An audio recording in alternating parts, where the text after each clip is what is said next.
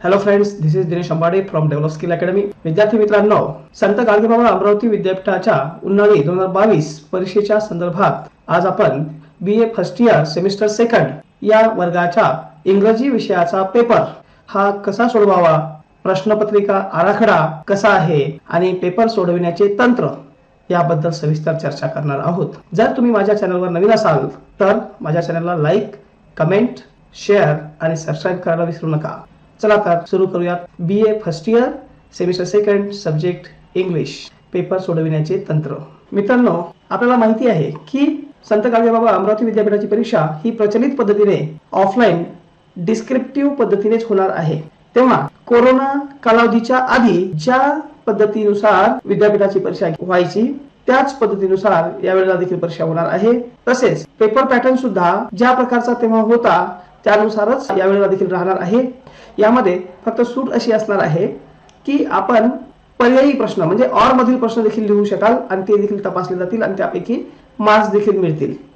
तेव्हा समर 2019 उन्हाळी 2019 या परीक्षेमध्ये ज्या प्रकारे इंग्रजी विषयाचा पेपर घेतण्यात आलेला होता त्याचनुसार यावेळेला देखील पेपर असणार आहे. आणि म्हणून BA first year second same चा समर 2019 चा पेपर आपण इथे उदाहरणासाठी घेतो आहोत.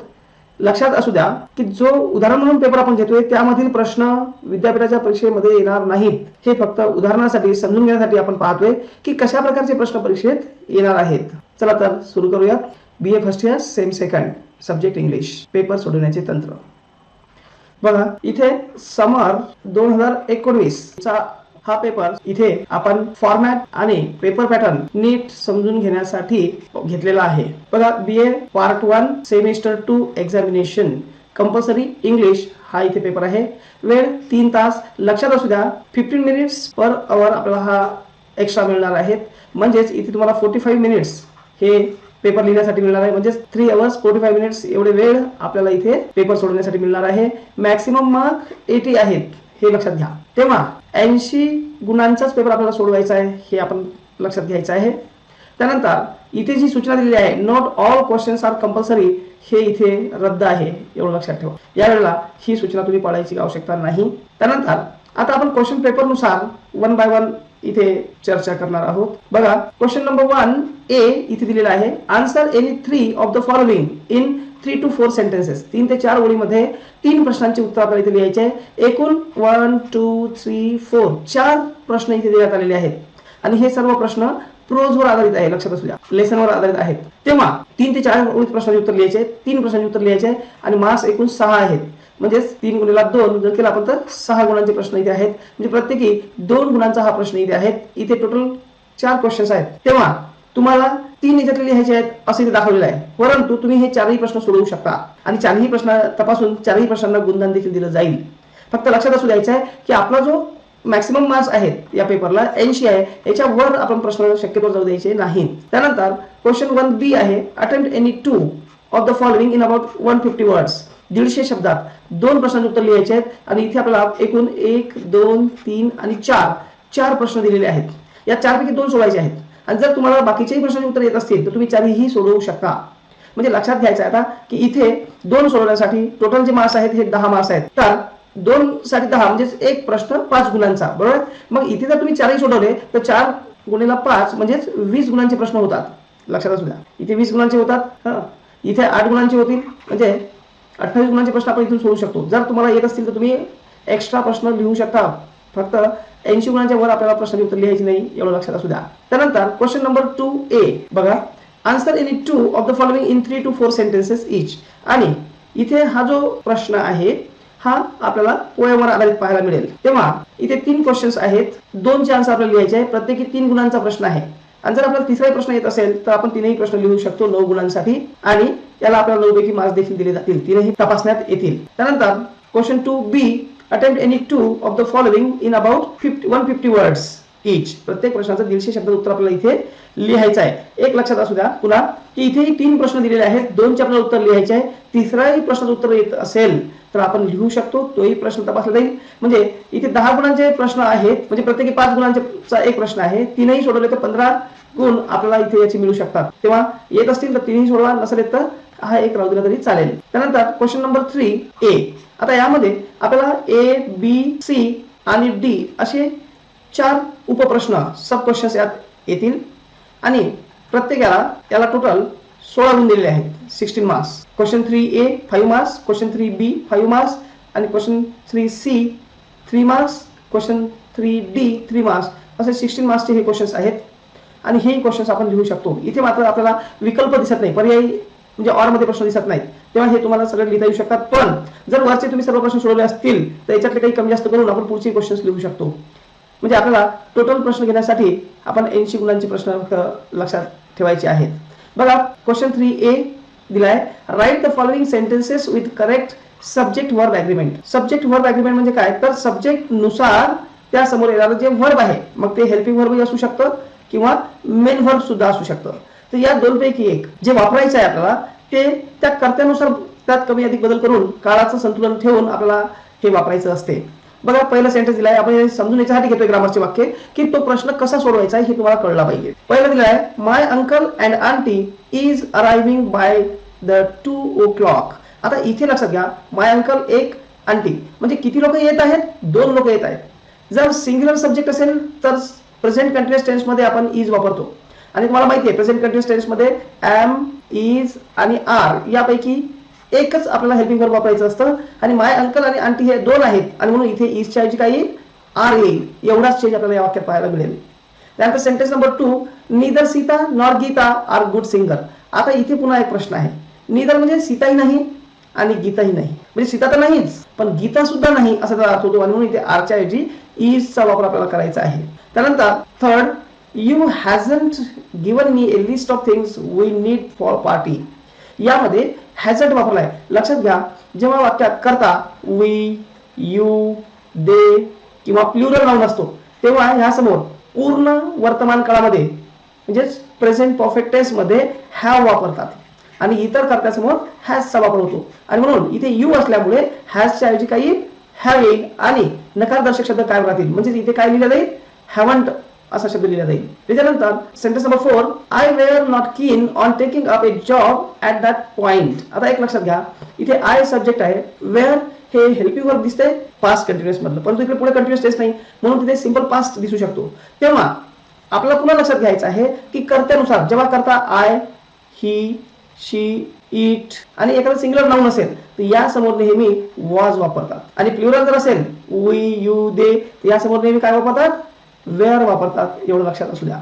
तेव्हा इथे वेअरच्या ऐवजी काही वॉज वापरलं जाईल. त्यानंतर sentence number 5, I has given you the list of things for the camp. आता पुन्हा एकदा प्रश्न हा आहे की इथे आय, वी, यू आणि दे या समोर नेहमी हॅवचा वापर होतो आणि तेव्हा आपल्याला इथे आयच्या समोर हॅज लागणार नाही, तर इथे हॅवचा वापर केला जाईल प्रेझेंट परफेक्ट टेन्स मध्ये. तर अशा प्रकारे छोट्या छोट्या चुका असतात. कर्त्यानुसार हेल्पिंग वर्ब किंवा मेन वर्ब मध्ये काही चेंजेस होतात, हे थोडेसे आपण लक्षात घेतले पाहिजे. आणि सब्जेक्ट वर्ब ॲग्रीमेंट जर लक्षात घ्यायचं असेल तर आपल्याला टेन्स येणं गरजेचं आहे. तेव्हा टेन्सच्या अनुषंगाने आपण इथे अधिक विचार करायचा आहे.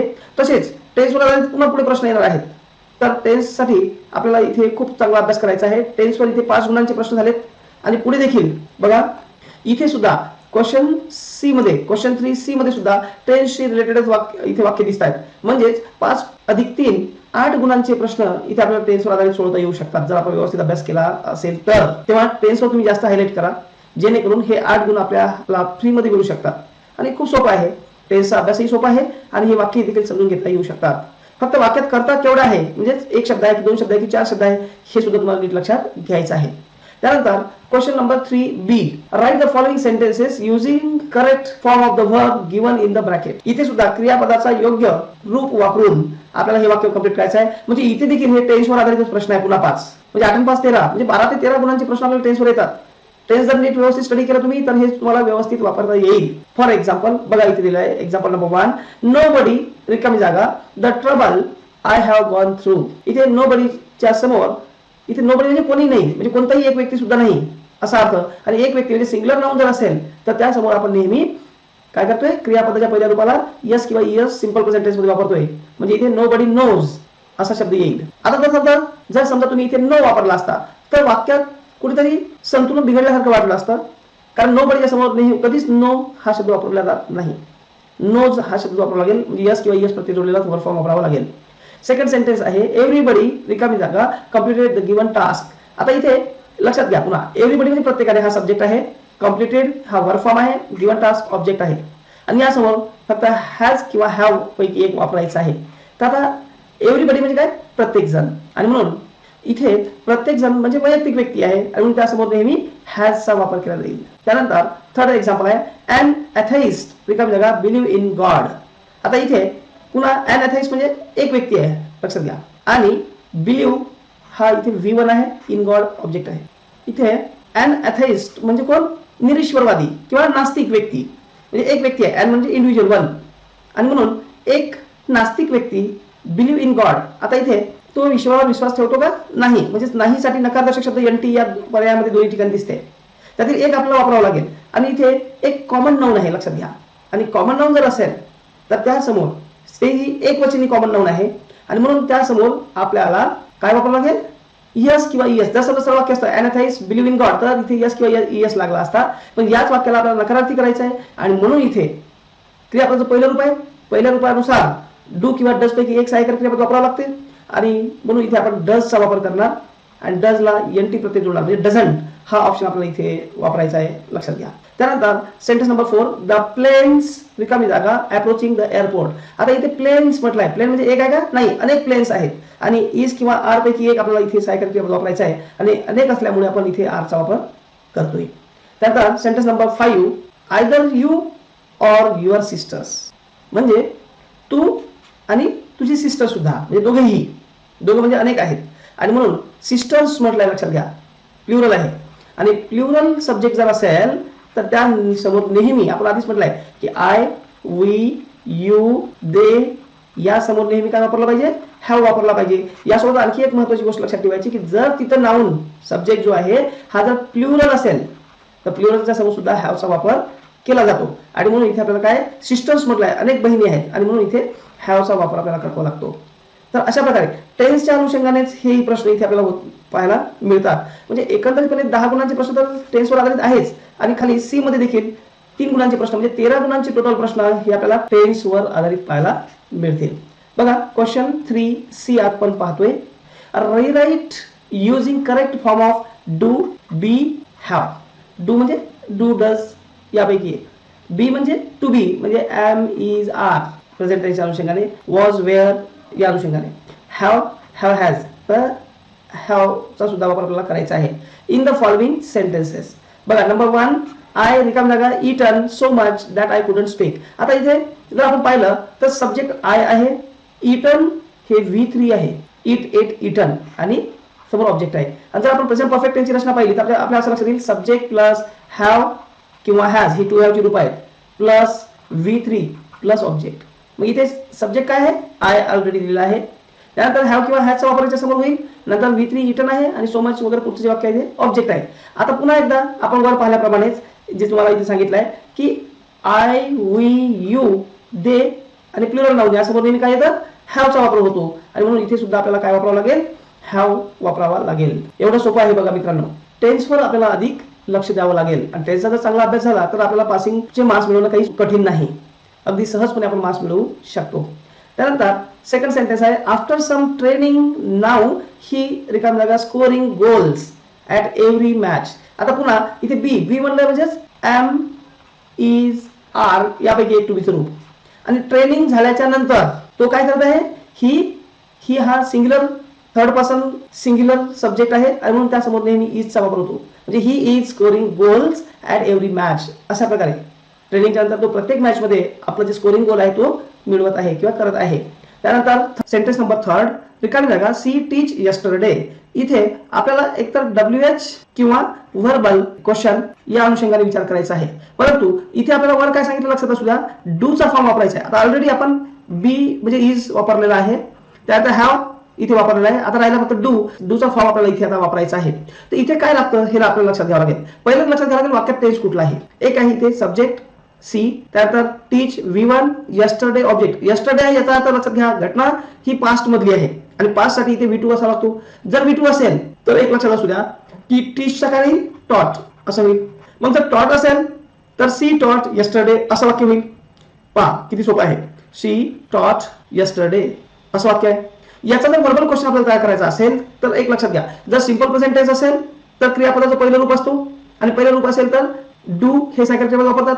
जर पहिल्या रूपाला यस किंवा यस प्रत्यय असेल तर डज चा वापर करतात आणि जर वाक्य सिंपल पास्ट टेन्स असेल म्हणजेच त्या वाक्यात V2 असेल तर सहाय्यकारी क्रियापद म्हणून आपण डू चा फॉर्म म्हणजेच डीड चा वापर करतोय. इथे आपल्याला जेव्हा क्वेश्चन बनवायचा आहे तेव्हा या टॉट मधला काय करावं लागेल, हेल्पिंग वर्ब म्हणजेच डीड काढावं लागेल आणि जर आपण डीड काढला तर इथे V1 राहतो. मग इथे या वाक्यात दिल्याप्रमाणेच बघा इथे आपण डीड जर घेतला, डीड सी टीच यस्टरडे, तर हे वाक्य करेक्ट होतं. Did she teach yesterday means she taught yesterday, तिने काल शिकवलं. तर याला प्रश्न तिने काल शिकवलं का असा प्रश्न तयार होतो आणि म्हणून इथे डीड डूचा जो फॉर्म आहे तो इथे आपल्याला वापरावा लागतो. त्यानंतर क्वेश्चन नंबर 3D मध्ये 3 क्वेश्चन्स येतात आणि हे 3 क्वेश्चन्स मॉडेल ऑक्झिलरी वर्बवर आधारित आहे. लक्षात घ्या या आधीचे क्वेश्चन नंबर 3 A, B आणि C हे तीनही ऍक्टिव्हिटी ह्या टेन्सवर आधारित ऍक्टिव्हिटी आहेत. तेव्हा टेन्सचे क्वेश्चन तर आपल्याला सोडता येईल, म्हणजे टेन्सचा तुम्हाला डिटेल अभ्यास करणं आवश्यक आहे तरच ते प्रश्न तुम्हाला व्यवस्थित लिहिता येतील. त्यानंतर इथे मॉडेल ऑक्झिलरीचा अभ्यास तुम्हाला करावा लागेल जर तीनही प्रश्नांची उत्तर आपल्याला अचूक पद्धतीने सोडवायची असतील तर. बघा सेंटेन्स काय दिलं हे लक्षात घ्यायचं आपल्याला. दे रिकाम जागा पे फॉर द ब्रोकन वेज आणि ते मस्ट आणि ऑट टू असे 2 ऑक्झिलरी वर्ब्स दिलेले आहेत. मस्ट कंपल्शन आहे तर ऑट टू ऑब्लिगेशन दिसते या वाक्याच्या अनुषंगाने. तर जर एखादी वेज तोडली असेल तर त्यासाठी त्याचं कर्तव्य आहे पे करणे असं म्हणू शकतो आपण. पण त्याने जर तोडलंच आहे तर ते पे केलेच पाहिजे, कंपल्शन सुद्धा आपण सांगू शकतो. तेव्हा योग्य असं मॉडेल ऑक्झिलरी वर्ब कुठलं वापरलं जाऊ शकतं याचा आपल्याला इथे विचार करायचा आहे आणि त्यानुसार इथे आपल्याला वापरायचा आहे आणि या वाक्यानुसार मग आपण इथे मस्टचा वापर अधिक योग्य पद्धतीने आपल्याला वाटेल. त्यानंतर sentence number 2, Steve is a good cricket player. Steve हा एक चांगला क्रिकेट प्लेअर आहे. स्टीव्ह बद्दल एक मत व्यक्त केलेलं आहे आणि ही रिकामी जागा प्ले फुटबॉल ऑल्सो. मग ही कॅन आणि मे. आता मे कॅन म्हणजे ॲबिलिटी आणि मे म्हणजे प्रोबॅबिलिटी संभाव्यता की तो क्रिकेट चांगला खेळू शकतो तर तो फुटबॉल सुद्धा खेळू शकतो. ती ॲबिलिटी आपण सांगू शकतो किंवा संभाव्यता सांगू शकतो की तो फुटबॉल खेळू शकतो. इथे तुम्ही योग्य कोणतं मॉडेल ऑक्झिलरी वर्ब लागते याचा विचार करा आणि त्यानुसार इथे योग्य ते मॉडेल ऑक्झिलरी वर्ब आपल्याला वापरायचा आहे. त्यानंतर 3rd आहे अमीना रिकामी जागा लाईक धिस बुक. आता इथे 2 मॉडेल ऑक्झिलरी वर्ब्स आहेत, एक वुडंट आणि कुडंट. की अमीनाला ते पुस्तक आवडणार नाही आणि अमीनाला ते पुस्तक आवडले नाही. तर इथे कुडंटचा वापर आपण जनरली आवडले नाही या अनुषंगाने करतोय आणि वुडंटचा आवडणार नाही म्हणजे जेव्हा ते मिळेल तेव्हा तिला आवडणार नाही अनुषंगाने आपला विचार करायचा आहे. तेव्हा या 2 पैकी कोणता मॉडेल ऑक्झिलरी वर्ब लागतो इथे याचा इथे विचार करा आणि याचा वापर इथे तुम्ही करू शकता. इथे दोन्ही याची उत्तर खूप सोपे आहेत. अगदी सोप्या पद्धतीने तुम्ही लिहू शकता. कॅनचा वापर करायचा की मेचा करायचा, वुडचा वापर करायचा की कुडचा वापर करायचा, अगदी सोपं इझी आहे. तर इथे आपल्याला कॅन वापरता येईल आणि इथे वुडंटचा वापर करता येईल. तर अशा प्रकारे इथे ग्रामरचा पार्ट आपण इथे पाहिला. त्यानंतर क्वेश्चन नंबर 4 यामध्ये सुद्धा ए दिला आहे develop the story using the outline given below. खाली काही पॉईंट्स दिले आहेत त्याला अनुसरून तुम्हाला एक स्टोरी एक्सटेंड करायची आहे. Give a suitable title and write the moral of the story. त्याला सुटेबल टायटल सुद्धा द्यायचं आहे आणि त्याच्यामधून मोरल लेसन कुठला मिळतोय तो सुद्धा तुम्हाला इथे लिहायचा आहे. ए थर्स्टी क्रो, कावड्याची एक कथा आहे ताणलेल्या कावड्याची. तुम्हाला माहिती असेल एक ताणलेला कावडा असतो आणि एक मातीचं मडकं असतं, त्यात तो दगड टाकून ते पाणी थोडं कमी असतं त्याला पाणी पिता येत नाही म्हणून त्यात तो दगड टाकून काय करतोय पाणी वर आणून पाणी पितोय. म्हणजे इथे त्याने खूप प्रयत्न केला असतो पाणी पिण्याचा पण मिळत नाही. इथे ही स्टोरी आहे. Pot of water, water at bottom, की तळाशी पाणी असतं मग पाणी कसं प्यावं आणि म्हणून त्याने ते दगड टाकून पाणी वर आल्यानंतर तो पाणी पितो. म्हणजे इथे शक्तीपेक्षा युक्ती श्रेष्ठ असं जे म्हटलं जातं ते इथे मोरल आपल्याला लक्षात घेता येईल आणि टायटल सुद्धा तशाच प्रकारचं देता येईल. ए थर्स्टी क्रो असं इथे आपल्याला टायटलही देता येईल आणि शक्तीपेक्षा युक्तिश्रेष्ठ हे असं आपल्याला इथे सांगता येईल. त्यानंतर question 4B write a facts in the name of Ravi Garg. म्हणजे इथे फॅक्ट्स तुम्हाला लिहायचं आहे आणि रवी गर्ग नावाच्या व्यक्तीला complaining of damage of laptop screen म्हणजे कंप्लेंटवर आधारित एक तुम्हाला कंप्लेंट लिहायची आहे फॅक्ट्सने पाठवण्यासाठी. हे इथे आपण लक्षात ठेवायचं आहे. याला ऑर मध्ये इथे हा जो बी प्रश्न आहे याला ऑर मध्ये पुन्हा एक प्रश्न आहे write and email to Hitkal private limited Pune in response to the following advertisement. खाली एक जाहिरात दिली आहे आणि त्याला अनुसरून तुम्हाला काय करायचं आहे एक ईमेल लिहायचा आहे. Wanted and experience office assistant having good knowledge of English, Hindi and Marathi. He or she should have completed computer application course. म्हणजे एक जॉब ऍप्लिकेशन आहे आणि ईमेलच्या माध्यमातून तुम्हाला जॉबसाठी काय करायचं आहे, अप्लाय करायचं आहे. तर ऍप्लिकेशनसाठी तुम्हाला ईमेल लिहायचा आहे, एक लक्षात ठेवा. तर या दोनपैकी एक तुम्ही लिहू शकता किंवा दोन्हीही लिहिले तरी त्याचं व्हॅल्युएशन होईल आणि त्याला गुण दिले जातील. आणि ही ऍक्टिव्हिटी 5 गुणांची लक्षात असू द्या. त्यानंतर question 4C, you are the secretary of English literary association of your college. Prepare a notice to be sent individually to the members of association informing about the annual meeting which is scheduled to be held on 15th of next month. आता इथे मीटिंगला अनुसरून तुम्हाला notice लिहायची आहे, लक्षात घ्या.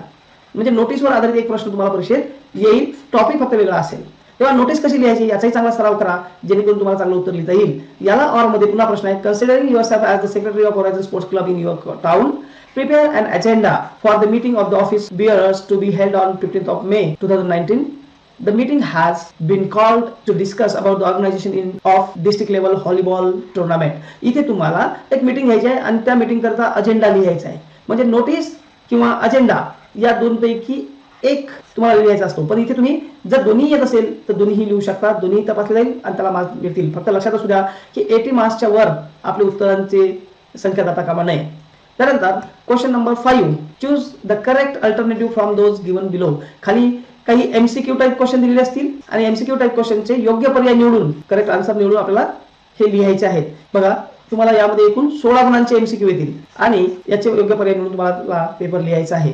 यामध्ये सुद्धा जर तुम्ही बरोबर लिहिलेल्या प्रश्नांची उत्तरं जर जास्त गुणांची होत असेल तर यातील काही कमी केले तरी चालतील. जे करेक्ट येतात तेच लिहा, जे नाही ते राहू दिले तरी चालतील. म्हणजेच आपलं वेटेज हे 80 गुणांच्या वर जाता कामा नये हे आपण इथे लक्षात घ्यायचं. अशा प्रकारे आपल्याला BA फर्स्ट इयर सेकंड सेमचा इंग्लिशचा पेपर लिहायचा आहे, हे आपण लक्षात घ्यायचं आहे. हेच टेक्निक आहे की ज्या आधारे तुम्ही पेपर लिहू शकता. अभ्यासाला दुसरा पर्याय नसतो. परंतु यावेळेला आपल्याला एक अपवाद असा आहे की आपण ऑरमधले सुद्धा प्रश्न लिहू शकतो आणि त्यालाही गुणदान मिळू शकते. तेव्हा सांगितलेल्या पद्धतीने टेन्स अभ्यास करा, कारण टेन्सवर तुम्हाला खूप चांगले मार्क्स मिळू शकतात. मॉडेल ऑक्झिलरीचा तुम्ही वापर करा, त्याच्यावर तुम्हाला 3 गुणांचे प्रश्न येतात. म्हणजे 16 गुणांचे हे आपले फ्री मधले क्वेश्चन्स आहेत. सोबतच लेसनचाही चांगला अभ्यास करा, पोएमचाही अभ्यास करा आणि रायटिंग स्किलचा देखील आपल्याला अभ्यास करायचा आहे. एक स्टोरी रायटिंग, दुसरं फॅक्स रायटिंग, तिसरं ईमेल रायटिंग, चौथं नोटीस आणि अजेंडा. असे 5 रायटिंग स्किलचे प्रश्न आपल्याला येतील. हे 5ही आपण लिहू शकतो, चांगल्या प्रकारे लिहिता येऊ शकतात. याचाही चांगला अभ्यास करा आणि 16 गुणांचे एमसीक्यू सुद्धा येऊ शकतात. तेव्हा एमसीक्यू सुद्धा एक विशिष्ट युनिटवर येतात, तेव्हा त्या युनिटच्या अनुषंगाने अभ्यास, चांगला डिटेल अभ्यास करा जेणेकरून परीक्षेत तुम्हाला लिहिता येईल. मोस्टली प्रोजवर आधारित एमसीक्यू आपल्याला पाहायला मिळतात. तेव्हा प्रोजचे जेवढे लेसन आहेत ते चांगले स्टडी केले तर तुम्हाला याचाही फायदा होऊ शकतो. तर विद्यार्थी मित्रांनो, अशा प्रकारे BA पार्ट 1 सेमिस्टर सेकंडचा कंपल्सरी इंग्लिशचा पेपर फॉर्मॅट आणि पेपर लिहिण्याचे काही तंत्र, टेक्निक याबद्दल आपण इथे चर्चा केली आहे. जर तुम्हाला हा व्हिडिओ आवडला असेल तर आपल्या मित्रांपर्यंत शेअर करा, कमेंट करा आणि चॅनलला सबस्क्राईब देखील करा. चला तर आज आपण इथे थांबून जाऊयात. लवकरच भेटूया नवीन व्हिडिओसह. थँक्यू.